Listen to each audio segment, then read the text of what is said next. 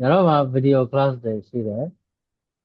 တချို့ video class တွေကဘယ်သူတွေတက်လို့ရလဲဆိုတချို့လူတွေကအလုပ်တစ်ဖက်နဲ့ English လေ့လာခြင်းတဲ့လူတွေအဲ့လိုလူတွေအတွက် video class ကသင့်လို့အဲ့ video class က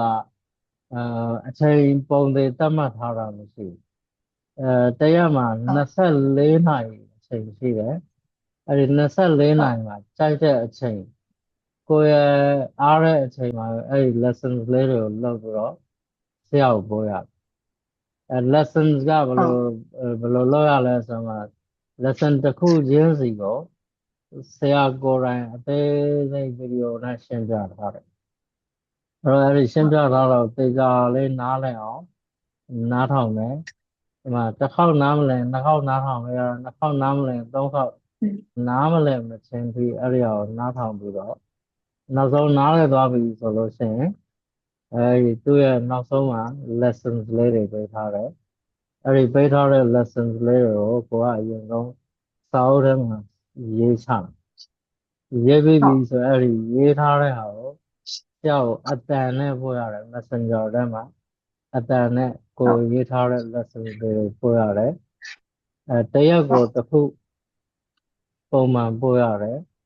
အဲ့တော့ကြိုက်တဲ့အချိန်ကိုပဲအချိန်အားလဲအားတဲ့အချိန်လုပ်ပြီးပို့ရတယ်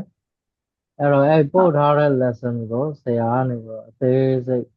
သေချာလေးနားထောင်တော့တစ်ခုချင်းစီကိုသေချာနားထောင်ပြီးတော့ဘယ်နှမ်းမှာမားနေလဲဘယ်နှမ်းမှာဘာပြောလိုက်လို့မားသွားတာလဲအဲ့ဒါလေးကိုအသေးစိတ်ပြန်ပြီး Messenger ထဲမှာစာနဲ့ရောအတန်နဲ့ရောနှမျိုးစလုံးနဲ့ပြန်ပြီးရှင်းပြတော့အဲ့တော့အလုံးတစ်ဖက်နဲ့လေ့လာခြင်းနဲ့အချိန်မပေးနိုင်ဘူးအလုံးတစ်ဖက်နဲ့မို့ဆိုတဲ့လူတွေအတွက်ဒီက video class ရှိတယ်ဆိုတဲ့အကြောင်းပြောပြခြင်း ဟုတ်ကဲ့ဆရာ